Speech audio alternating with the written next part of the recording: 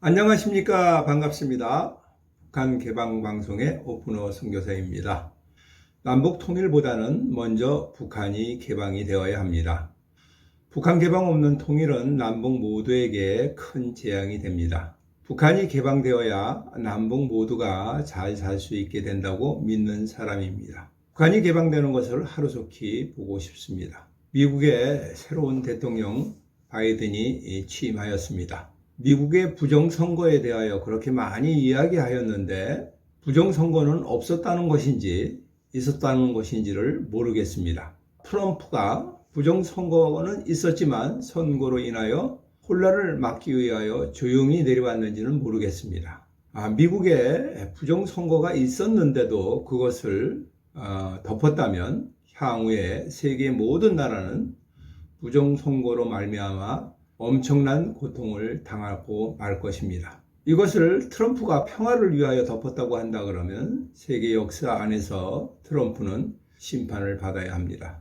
저는 북한 개방을 위하여 기도하는 사람입니다. 제 속마음은 트럼프보다는 바이든이 대통령이 되는 것이 낫겠다는 생각을 그동안 하였습니다. 그 이유는 트럼프는 모든 것을 정치적으로 이용하였지 남북한을 위하여 한 일은 아닌 것 같습니다. 오히려 대륙간 유도탄과 잠수함에서 발사하는 미사일을 개발하는데 북한에게 시간을 주었을 뿐이라고 생각합니다. 트럼프는 자랑을 많이 합니다. 자기 임기 내에 전쟁이 없었다고, 힐러리가 대통령이 되었다면 미국은 전쟁으로 엄청나게 어려운 상황에 돌입하였을 것이라고 이야기합니다. 근데 서양사를 보면 미국은 착한 패권 국가였습니다. 세계 많은 나라들이 이러므로 미국을 지지하였습니다. 그러나 트럼프는 너무 미국의 이익만을 위한 정책을 추진하므로 자유진영의 동맹국과 많은 갈등을 일으켰다고 생각합니다.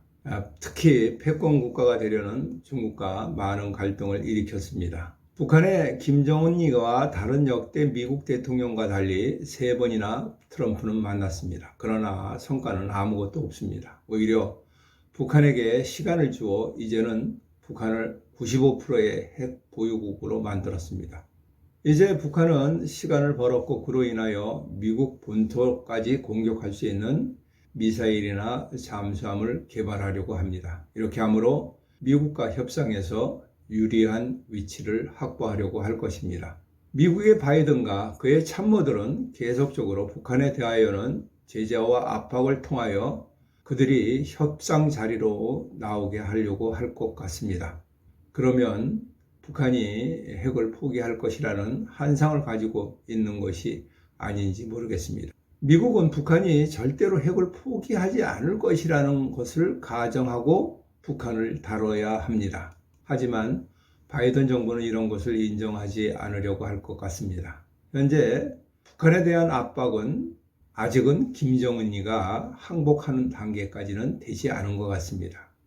2020년 한 해 동안 북한은 코로나로 인하여 스스로 중국과 국경을 차단하고도 잘 버티고 있습니다. 김정은의 통치 자금이 안전히 고갈되어야 항복하고 나올 수 있습니다. 그러나 안전히 고갈될 수는 없을 것 같습니다. 유엔 제재는 인민 경제만 어렵게 만들어 백성들만 힘들게 되었습니다. 김정은의 개인 호주머니에는 아직도 최소한 10억 달러에서 20억 달러는 가지고 있습니다. 김정은은 김정일이에게 40억 달러를 상속받았다고 합니다. 이는 김정은이가 들어선 다음에 39호실에서 근무하던 사람들이 한국에 와서 증언한 것입니다. 김정일 생존 당시에 잔고가 46억 달러를 가지고 있었다고 합니다. 이 돈은 김정일 시대에 매해 통치 자금으로 3억 달러를 사용하고 남은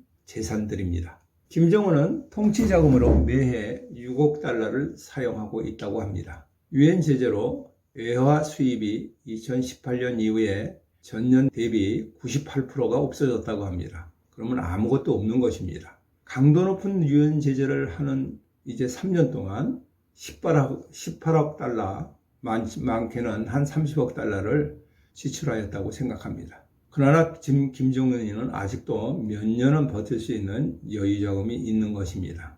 이런 사정을 미국은 북한에 대해서 잘 모르고 있는 것 같습니다. 정치적으로 이용만 하려고 하는 것인지 모르겠습니다. 지금 미국 대통령의 우선순위는 북한이 문제가 아닙니다. 바이든은 대통령으로 취임하자마자 처음 한 말은 마스크를 쓰자는 것이었습니다. 이것이 대통령이 제일 처음 해야 할 것은 코로나를 극복한 대통령이 되는 것입니다.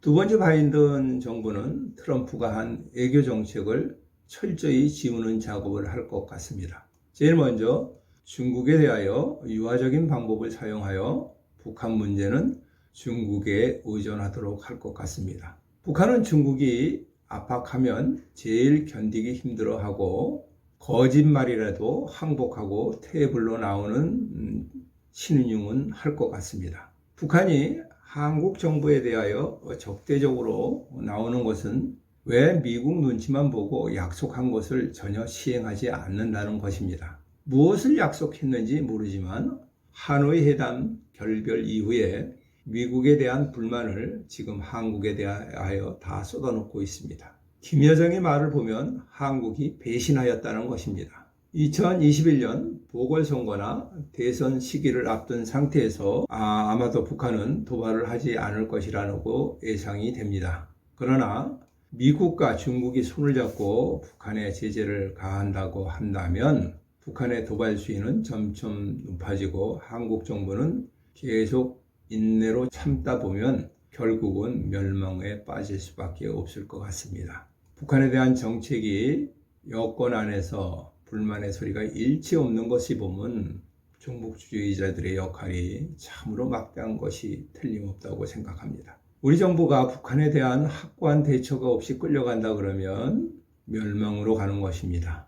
바이든 정부는 겉으로는 중국에 대하여 강경한 자세를 보일지 모르지만 내부적으로는 중국 지도부와 계속적인 협약으로 유화 정책으로 나갈 것입니다. 이런 것에 대한 사례로 북한의 급변 사태가 일어나면 중국은 미국과 협의하여 북한을 접수하려고 할지도 모르겠습니다. 왜냐하면 북한은 죽어도 핵 포기는 하지 않을 것이기 때문입니다.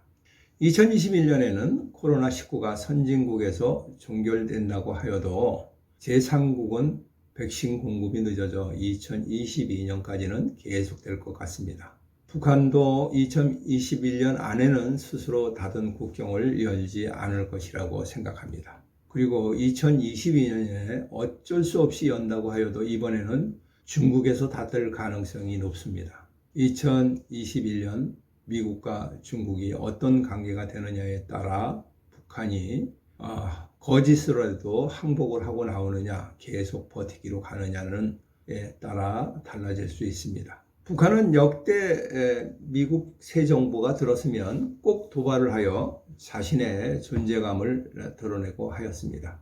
바이든 정부에게 어떠한 도발을 할지는 모르겠습니다. 세계에 좋은 이미지를 만들려는 미국은 북한 도발에 대하여 미온적인 태도를 취할 것으로 예상이 됩니다. 2021년 한반도는 북한이 중국 국경을 폐쇄한 상태가 지속된다면 미국과 북한은 조용히 지나갈 것 같습니다. 인간의 지혜로 아무리 많이 생각해봐도 어떻게 될지 모르겠습니다. 이는 우리의 지혜가 하나님의 지혜에 미치지 못하기 때문인 것입니다.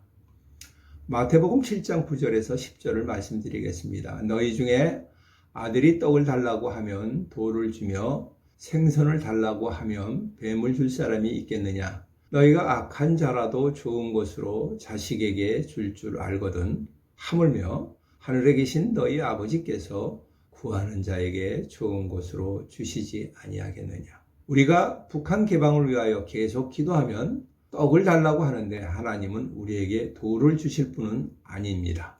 구하는 자에게 가장 좋은 것으로 주시는 분이십니다. 2021년 하나님의 지혜로 북한이 개방될 수 있도록 기도합니다. 지금까지 경청하여 주셔서 감사드립니다. 방송을 듣고 느끼신 것을 댓글로 남겨주시면 감사하겠습니다.